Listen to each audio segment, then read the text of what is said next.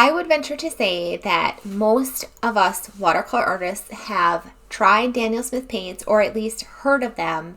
And once you try them, you fall in love. Today I get to share with you a Q&A interview with Ashley Hawks, who is a Daniel Smith brand ambassador. Just like me, she loves to paint watercolor pet portraits. But unlike me, she uses 18 special Daniel Smith colors that she curated just for pet portraits, and I think you'll be amazed at what some of these colors can do. She gave me some samples of her dot cards, her 18 colors, and I decided to test them out using Yupo paper painting a turtle. We're going to get into this palette and you'll see how cool it is because there's no green on her palette, and yet I was able to paint this turtle who was very green, and it was a lot of fun. Now this will be the longest video I've ever had on my channel, so I broke it up into chapters and you can see exactly what questions I ask and exactly what colors she goes through as we go, so you can skip around and just watch the parts that are most interesting to you.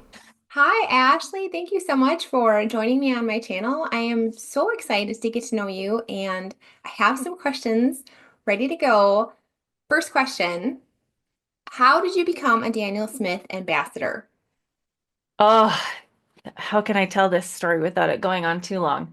Um, so I actually inherited some Daniel Smith watercolors during a really hard time in my life, and it felt really special. It was just like this magical situation where my friend's grandma passed away, and they gave me all her watercolor stuff. She was like this crazy, awesome watercolor artist. And so it felt special, and it felt kind of those moments in life where it just kind of feels tingly and like magical, like something's this is special. And so Daniel Smith kind of became part of my learning journey because up to that point, I had just been using whatever I could find on Amazon, like a $20 tube set on Amazon, and that was what I used, and then I inherited all this Arches paper and these Daniel Smith watercolors, and that's kind of when like things leveled up for me from, student grade to like professional grade. And so that was 2019. And then I think during the pandemic, Daniel Smith started doing these live Zoom sessions with John Cogley, the CEO.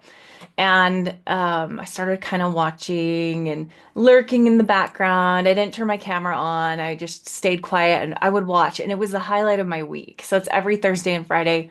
And throughout this time, I had surgeries. I was in and out of the hospital. And I would even watch like from my hospital bed. It was just like the highlight of my week.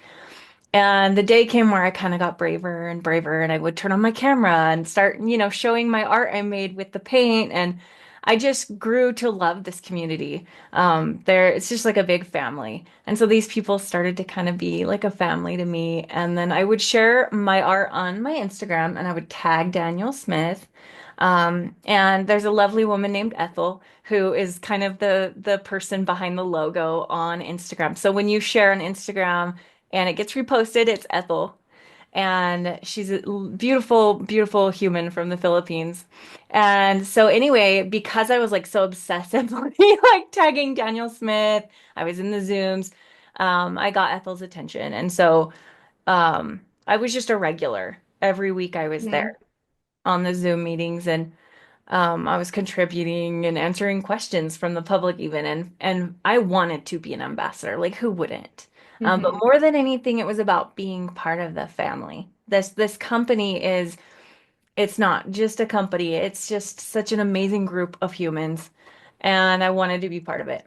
And so I just acted like I was part of it. I kind of just was like, I'm just gonna like pretend I am and slide my foot in the door and just be part of the group. And so um, it was September 2023. Yes, 2023 that I officially became a brand ambassador. So I got a phone call um, from the people up high, and they invited me to be part of the family. And I was like playing it cool. I was like, yeah, cool, whatever. But like inside I was like screaming and I cried and yeah. So yeah, I had done a demo. They actually had asked me to do a demo. It was like, I want to say July 2022 I did a demo for them. I think. It might have been 2023. Anyway, I'm getting my dates mixed up, but Anyway, yeah, I got to do a demo before I was an ambassador. And then yeah, they just said we want you as part of the group. And it's not really about the art per se. A lot of people say like, well, your art's, it's great, it's fine, but like you're an ambassador for Daniel Smith. But for me, it's about the community. They want people who can be, you know, jive with the family and share and contribute. And so yeah, it's been really, really special. And last April, I got to go to Italy for the Fabriano and Aqua, I can't say that word. Aquarello. Aquarelle. I don't know how to say it either. Aquarello. Yeah, I speak French, not Italian. So, yeah, I got to go and we had a breakfast with all the ambassadors and John and Catherine, and it was really cool. I felt like I was dreaming. And That sounds just sit at amazing. the booth with the rocks and talk to the customers, and yeah, dream come true. Wow. So I'm just really honored to be part of the family. So That is such a cool story, and I really love how both leveling up your supplies completely changed your practice because I couldn't agree more that especially paper plays a huge role in how your watercolors turn out. And then just your story with you showing up is what made it happen, and that consistency and that, it's hard to do that, take that first step, but it paid off for you. So that's really cool. yeah, thank you. I agree. I think showing up, even Yeah. when you're not at your best and you don't feel confident, just show up, lean in. I say Yep.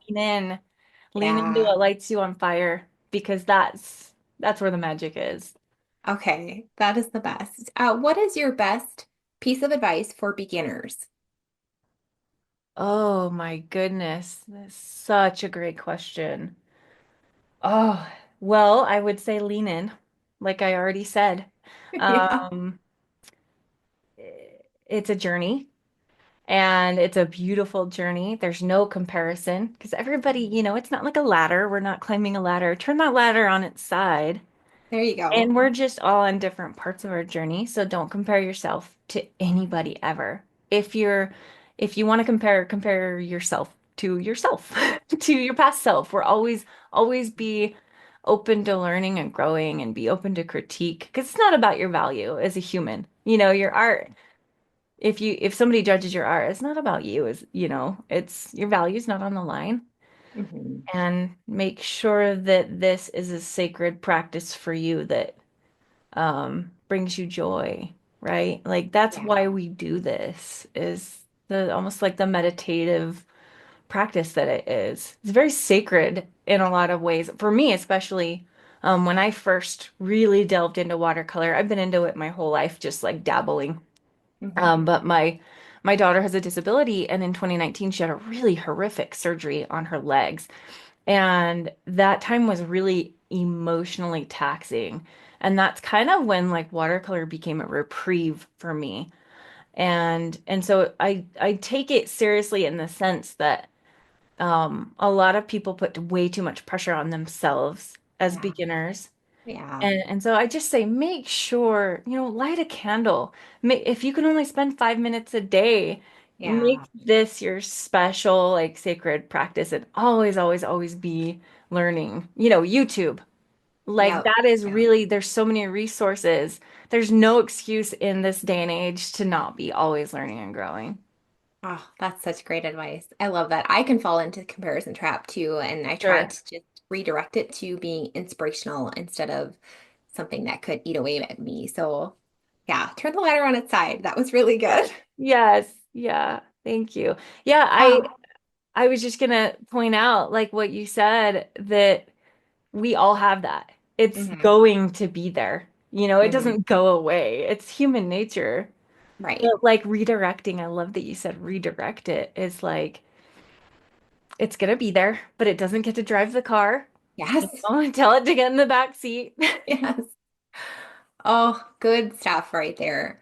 I was wondering, it can be so discouraging, especially when you are a beginner, to have a piece just fail and not turn out like you wanted it to, especially if you spent a lot of time on it, if you had this vision in your head and it didn't come out the way you wanted. How do you navigate failed paintings? Yes. Oh man, have I had my failures.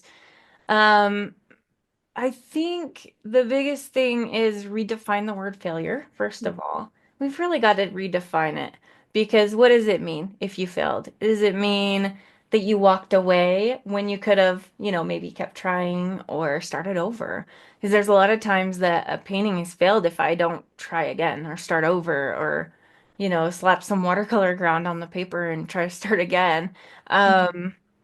But recently, this is very recent, mind you, I was in the middle of painting a portrait on watercolor ground, which is Okay. really strange. It's just a really, it's an awesome medium. It's almost like creating watercolor paper with like a paste. It's like a gesso.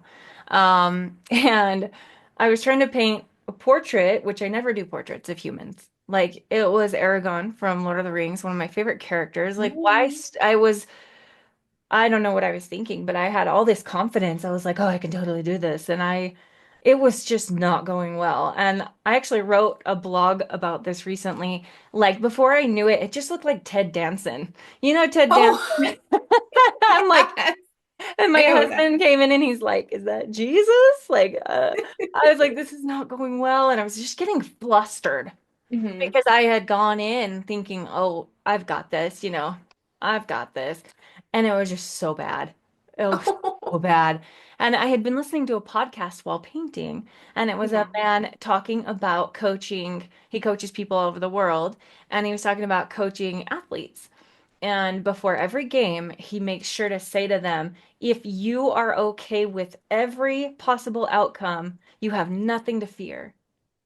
And Oh, so that. I was like, at that moment, I was like, oh my gosh, if I'm okay with this failing, if I'm okay with any outcome, whether it turns out to be Ted Danson or Aragon like it's supposed to, or Jesus, if I'm okay with any outcome, there's no fear of Yeah. failure. There's no failure if I'm okay with it. So that for me has been a game changer. If I'm okay with every outcome, nothing to fear.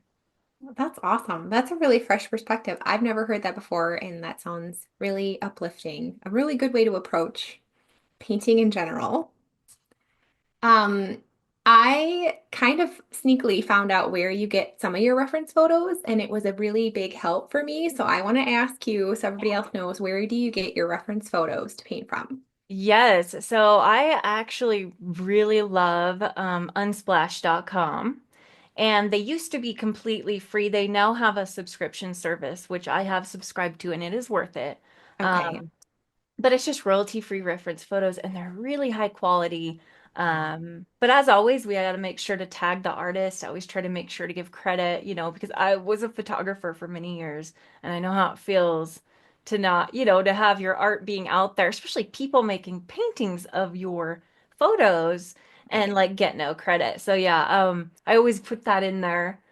But yeah, Unsplash. And that's how I teach. I recently have been gathering photos from friends and family, saying, hey, Okay. send me your dog photos, send me your cats, send me, because people love it.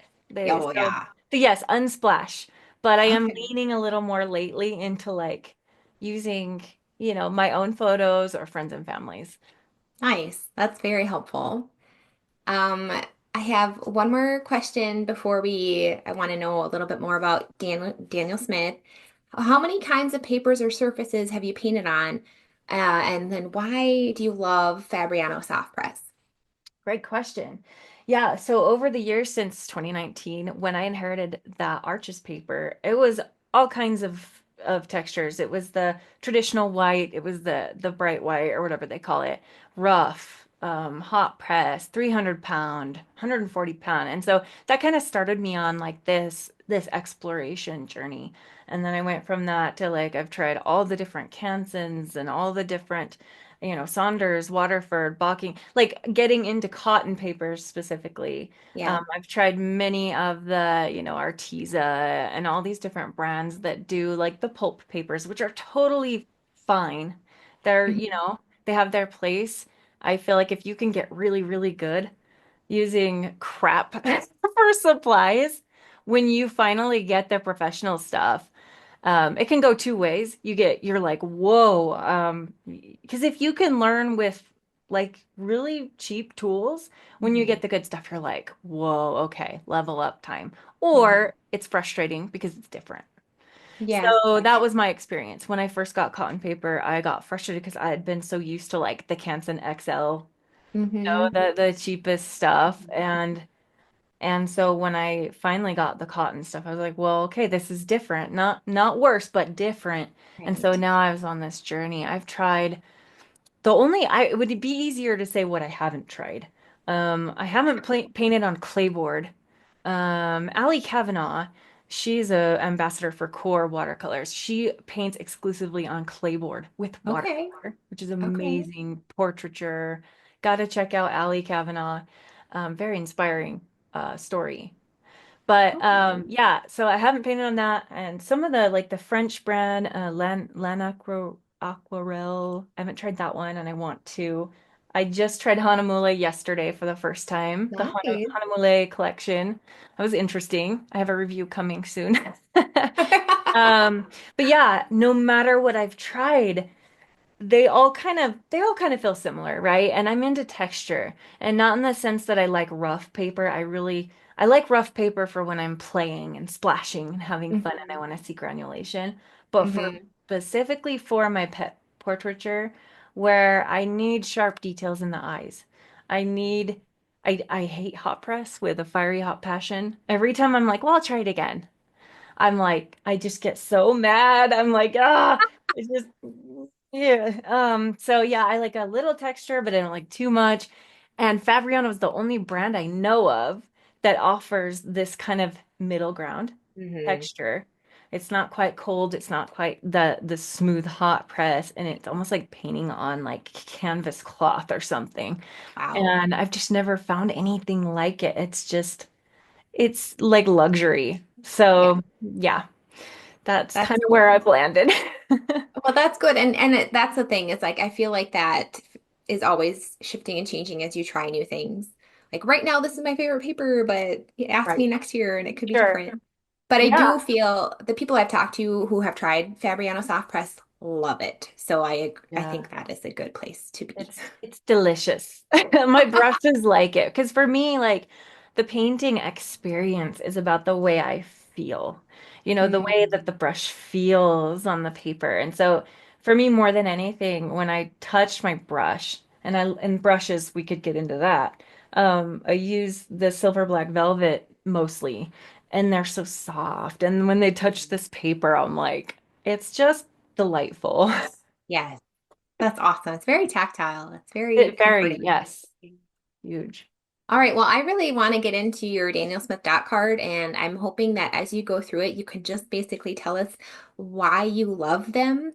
I'm specifically, I love granulation, so I'd love to hear your thoughts about that piece of the puzzle. So just let us in. Awesome. I will get into that. Let me switch my camera over.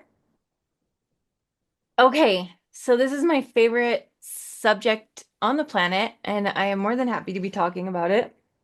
Um, yeah. So when I first tried Daniel Smith, it was about granulation for sure, and their wide range of earth tones. So I grew up in the mountains, hunting, fishing, camping. I am a earth girl. I love the earth tones. And actually, you wouldn't know it, but green is my favorite color. And it's not on here, but it's totally on here because there's some mixtures you can get from some of these colors that create the most gorgeous, mossy greens. And I'll just quickly show that to you. This is my favorite green mixture you can get. That's Um, gorgeous. um, I believe that is the Sodalite Genuine and Quinacridone Gold. Look at that Mm, mossy. Ooh, it's just beautiful. it is. Um, but yeah, so basically when I had the honor of becoming part of the Daniel Smith family, they said, "Hey, start thinking about 18 colors that you would like to put for your dot card." There was no way on God's green earth I was going to come up with 18 of my favorite Daniel Smith colors. It just wasn't going to happen because we're talking like rows of ultramarine and cascade green and oh man, like lavender. I have so many favorite Daniel Smith colors. However, as a pet portrait artist, which I do all kinds of watercolor, but my main source of income has been my pet portraits, and that's kind of what I'm known for through the art community. And so I decided that I would go through my sketchbooks. So I keep a sketchbook dedicated to my pet portrait practice. Anytime I do a pet portrait commission, anytime I'm doing a study, I will keep a sketchbook of the colors that I choose. I will, I keep record basically. And so, what I did when they asked me to come up with these 18 colors is I got out all my sketchbooks from all the pet portraits I'd been doing over the last couple of years. I didn't start until it was 2020 when I did my first pet portrait. Oh. And yeah, so I'm actually pretty new to the game. But yeah, so what I did was I flipped through that sketchbook and I just started making a list of the colors that were coming up consistently for me. Mhm. And pretty quickly I had my dot card. Wow. That was So so cool that you had the foresight to do that journal. That's yeah. amazing. Yeah, I mean it was totally serendipity. You couldn't have planned that. I mean I couldn't have planned No. it. No. And so these were kind of the colors. And then I threw a couple of extras in here. Like Quinacridone Red just had become recently one of my favorite magenta type colors. So I wanted to have a primary yellow, a primary magenta rather than red. I use magenta because you get a better range. And then I wanted a primary blue. So that was my basically my prerequisites for creating this. And so here are the colors swatched out. And I don't normally do this, but today when I swatched these, I had them up on an easel. Normally I paint flat. And so I got some really fun things happening on these swatches because of the gravity that we're Yep. kind of pulling down. But yeah, so I'll just talk about briefly each color and why it's here and what I use it for. Okay. So, like I said, here we have, and I have these as well. I love that we can compare these colors together. So on my dot card, I have kind of like three yellow range colors there at the top. Mm-hmm. So I've got nickel azo yellow, which is like, oh my goodness, this color just pushes everybody else out of the way. You can drop this color into black, and the yellow just pushes all the black out of the way. So this is a bossy color. It is very intense, and this is my primary yellow. So that is nickel azo yellow, and it's totally transparent and non-granulating.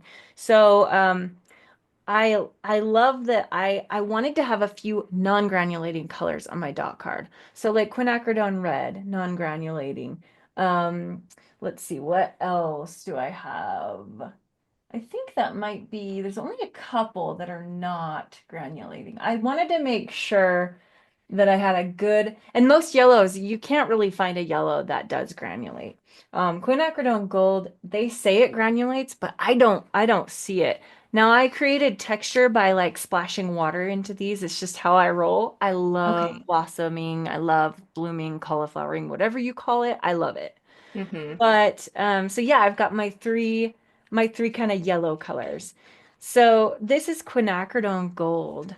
Everybody loves this color. Yes, You can go everybody. from this deep range all the way to like a sunshine yellow.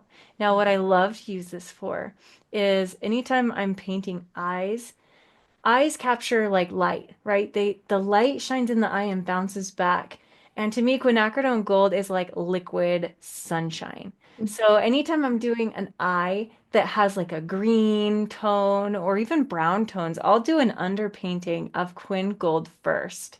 And it just like, ooh, just adds that sunlight to the eyes. And like I said, this one is my primary yellow. So if I need to make green, I'm going to mix this. I'm going to mix Yeah. this with Ultramarine or King's Royal Blue or Yeah. Sodalite Genuine. So it's just good to have a primary yellow. This is my answer for yellow ochre. I have a really hard time with yellow ochre because I feel like it dulls down my paintings. So this is transparent yellow oxide. Okay. And ooh, it has some really beautiful granulation. Yeah, I can see that. It's very Yeah, pretty. it's amazing. I actually have the whole trio on here. So there are three transparent oxides. There's yellow, red, and brown. And so I've got the whole trio. So these can replace like your yellow ochre, um, burnt sienna, Mhm. and burnt umber. So here we've got transparent red oxide, and I use this in place of burnt sienna. And the cool thing is, let me show you this. You can see the granulation. It's really chunky. Mm-hmm. And when you compare that to burnt sienna, ooh, it's just beautiful. I Yeah, should have that's these gorgeous. organized. So there is swatched out rusty. It's just a rusty, gorgeous color. This one is really good for dogs that have or cats or horses or whatever, animals that have like a rusty color in their fur. This one's really good. Um, I paint pretty loose when it comes to fur. And so I like to use both the texture of the paper and the paint and then brush strokes to kind of mimic fur without having to paint every hair. Oh, yes. Yes, I agree. That one comes in really, really handy. And then we've got Quinacridone burnt orange. I love the quinacridones. And this is almost redundant in a way because it has a mix of this pigment and I believe it might have, yeah, I know that it's a mix of something on here. I just don't remember at the moment. But quinacridone burnt orange is just, oh, I don't even know what to say about it. It speaks for itself. Um, yeah, so I will use that also. Like if you want to paint a brown eye that's got a glint of sunlight in it, Hmm. that color is beautiful. Um, yes. So now we've got quinacridone red. That's my primary magenta. So if you use a primary red, you cannot get magenta out of red. But if you use a really nice neutral yellow and mix it with a magenta, you can achieve fire engine red. And so a lot of people don't know that. Right, And right. it's one of my favorite magic tricks to perform, and people just gasp because it is so exciting. So quinacridone red and nickel azo yellow, where's my card here? Create some really, really beautiful reds. Yes. And That then is just so vivid. yeah, and then it leans into orange as well. You can create some really, Hmm. really nice oranges. So yeah, that's why that's on there. I don't often use it by itself unless like a animal has a collar and the owner wants the collar painted. Right, It's pink or something. right. But oh, it is beautiful. Okay. These two are beautiful for the pink nose of a cat, the inside of the ear when the ears have sunlight coming through and they're I kind of love like that. love that. Yes. Mixing these two together and it creates this beautiful peachy, pinky, Yeah. so lovely. Let me see if I have an example of that here. I do love that you have those three primaries that play so nice with each other and that you can mix your own greens and I'm assuming your own purples because Oh, that is yeah. so fun to be able to do that. Yes, yes, it is. Tongues. So the quinacridone red and a little bit of nickel azo yellow is just so great for painting these fun tongues. And That's as the you can perfect see, color. it is. I love splashy, fun. I love the cauliflowering and the blossoming that the watercolor provides. And then Right. I'm gonna Well, no other medium does that. And that's why I think people who like watercolor love watercolor for that reason, that it just misbehaves in the best way. Yes, it's so magical. And honestly, I think watercolor teaches us. It's taught me to let go Yeah. and, partner with it rather than fighting it or being frustrated Right. or want to be controlling. I'm like, all right, look, I get you. I know this is just your personality. Let's work together. Yes, yes. It's almost like marriage. Okay, so the next pink I absolutely adore. And when I first tried this color, I didn't like it. The texture can feel a little gummy, and Okay. it is not brand specific. Any brand of Potter's pink, it's just the way the pigment is. It can feel a little gummy. It's a little hard to wake up, like my teenage son. But just like my teenage son, a little bit of water splashed on it will wake it up. I'm just kidding. I've never done that. My husband has. I've never done that. But I digress. Does that not just look like a tongue? It's Or, gorgeous. Yeah. okay, also, the bloodshot eyes. I've painted a few pugs, and I don't have one right here with me, but when you get dogs with bulgy eyes, they get bloodshot. The Hmm. white part. And the white part's rarely white anyway. So when you get into this range and you just need like a bloodshot eye, this will give you that Right. without even having to paint veins or anything. So look at that granulation. I Just love Potter's Pink for that reason. I love that you have that on your card. so great. The sisters, I have two sisters to Potter's Pink.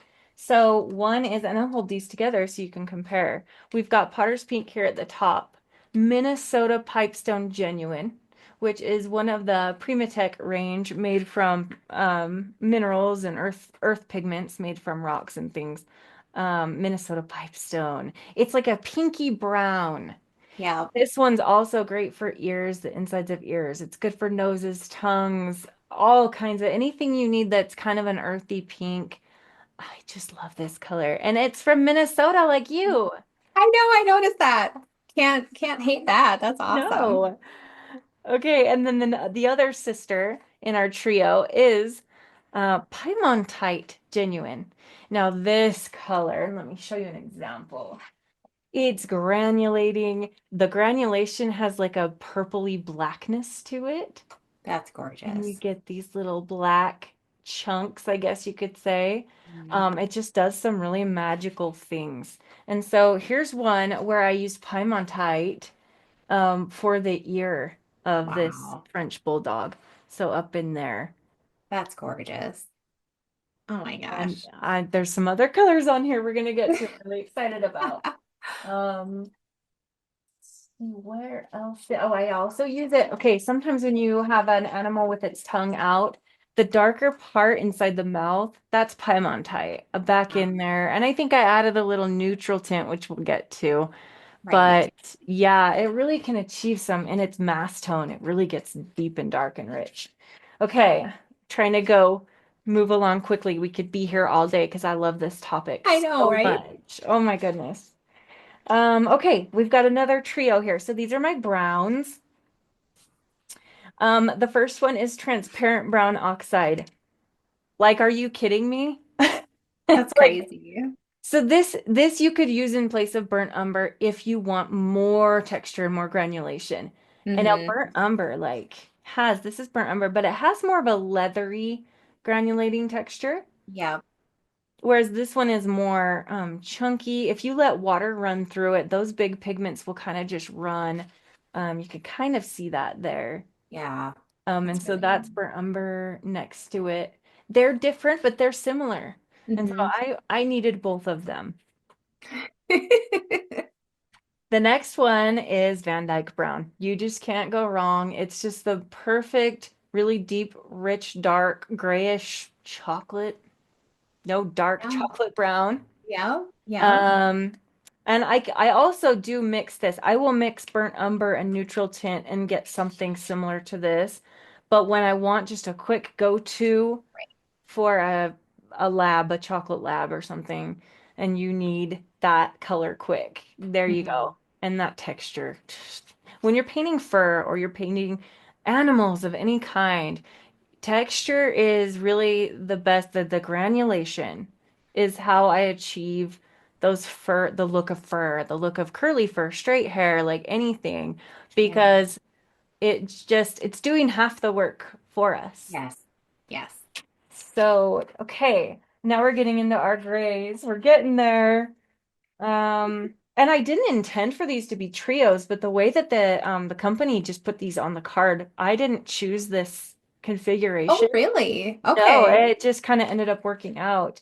So my first favorite, and this, oh, if you don't have this color, oh my goodness, Hematite Genuine.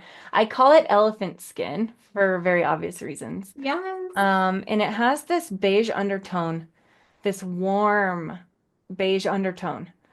that when mixed with burnt umber, this is the most beautiful mixture. It replicates fur. Like if you've got a brindle animal, you Yes. need brindle Yeah. fur.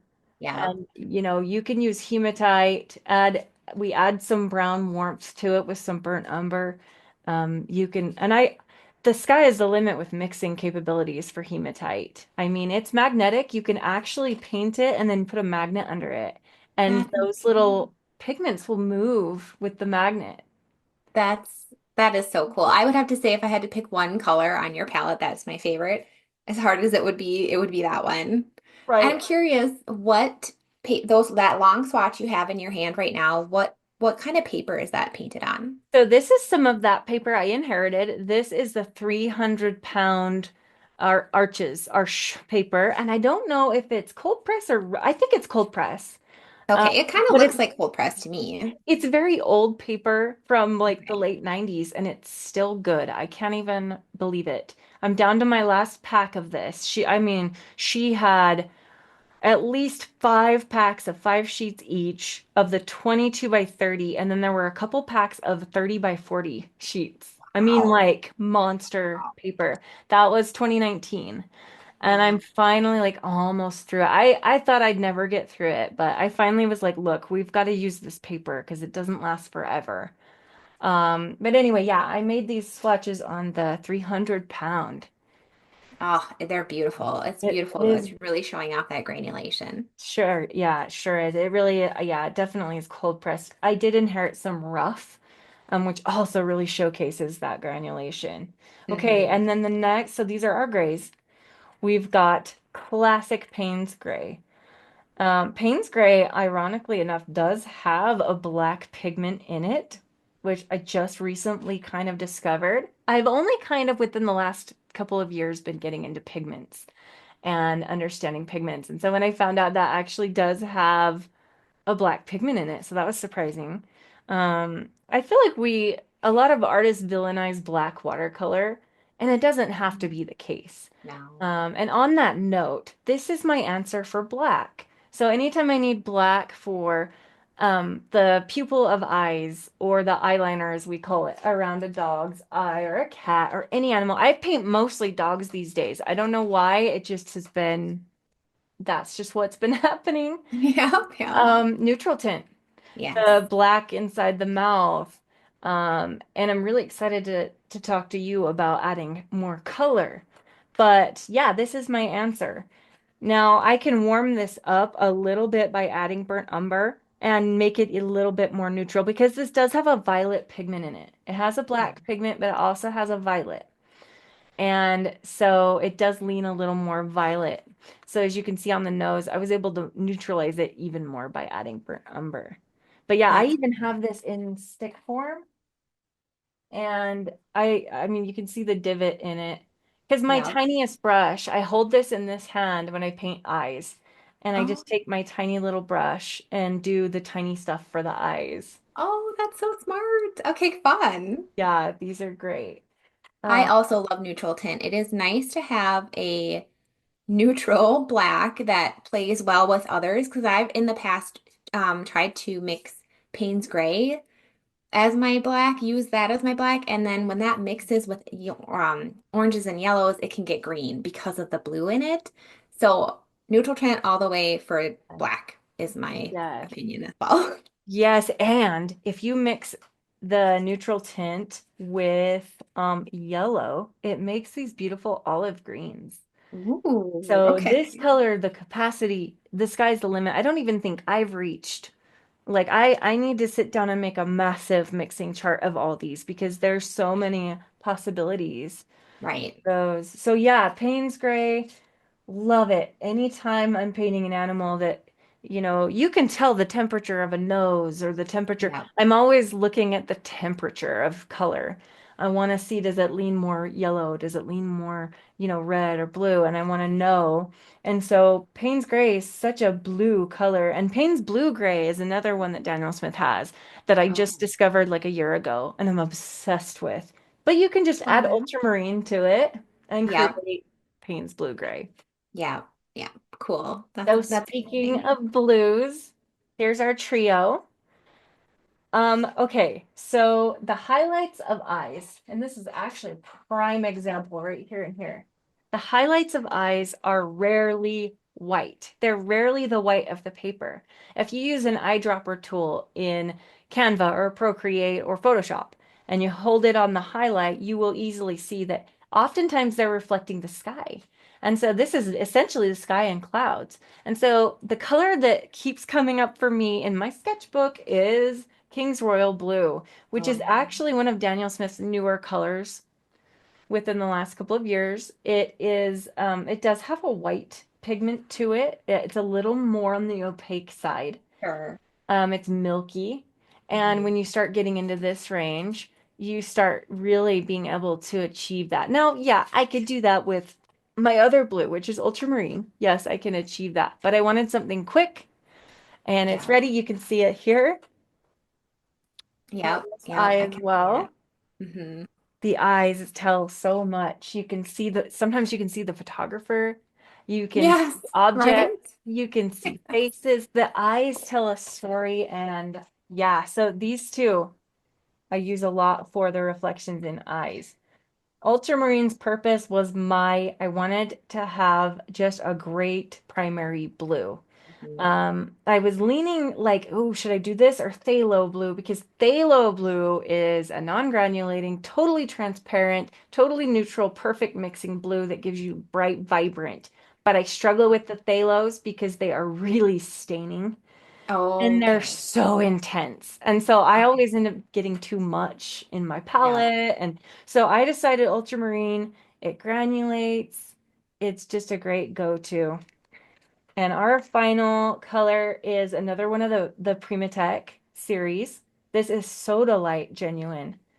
And the granulation has that almost like the Piemontite. It's got these black little chunks. Hmm. And yeah, when we mix that with other things, it also contributes to the granulation. So that's why when we mixed it with Quinacridone Gold, I was able to get this mossy, granulating textural green range. That's so gorgeous.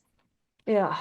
I actually just did a video on my channel recently on this, and I swatched these live, and I actually think I gasped out loud when I made that. Yeah, Yes. here's the purple that I made. Oh my God. This is Wow. Quinacridone Red and Ultramarine. That is so gorgeous, especially because it's dry. Like it should be that vibrant when it's wet, not when it's dry. So that is impressive. So stunning. Yes, and I love Lavender and Wisteria by Daniel Smith, and I can actually create those with ultramarine. Also the King's Royal Blue because it has that kind of milkiness to it, Yep. which the lavender and the wisteria both have a white pigment. So Hmm. basically, I was able to take this, add a little bit of the quinacridone red, and achieve, just depending on how much red I put in, I could achieve the lavender and wisteria. That is. So I was able to get the colors I wanted. I wanted lavender and wisteria so bad, but when there's 266 colors to choose from and they say pick 18, torture Ow. me. Like that's like choosing between one of my children. Like you can't ask this of me. Well, you were very strategic with this because I know it's a pet portrait palette, but clearly you can use it, mix the colors, and create gorgeous like florals or landscapes. Yes, I actually have a travel palette of these colors that I take for landscapes. And yes, there's not an easy, quick green. If I was going to throw a green in, it would be Cascade Green. It's my Okay. favorite, probably my favorite Daniel Smith color, period. It was the first one I bought with my own money. Oh. Yeah, because like I said, I inherited about 50 tubes. You can see the wall behind me. Yes. The first whiteboard was the original 50 that I inherited. And over time, it grew and grew. And then as you become an ambassador, like they are able to help fill in the gaps for me. And so I Sure. actually have the full range of Daniel Smith now, which Oh, is like, fun. it's amazing. It is a Yes. lot of pressure though. Nobody needs that many paints though. Like I Well, would say want, yes, but like I really encourage people to start small when they say, "Oh, Daniel Smith, I love it. I want them all." I'm like, "Okay, great. Let me give you some suggestions for like three colors you could start with." Yes. Really learn how to mix. It's so fun having all these convenient colors, but learning how to mix and it's not a chore. It's fun. Fun. People are like, "Oh, I gotta learn how to mix." No, it's so much fun. Yes. It's So so satisfying to have that skill too, to be like, if I don't have a color and I'm in the middle of painting, I know how to create that color from what I do have. absolutely, it's a gift to have that ability. Good. Is there anything else you want to add before we wrap it up today? I just want to say thank you for this. This has been really fun. I love, as you can tell, talking about the company, the brand. I love talking about art, watercolor, and the joy. Oh my goodness, the joy that it brings to my life. And I'm sure you get that.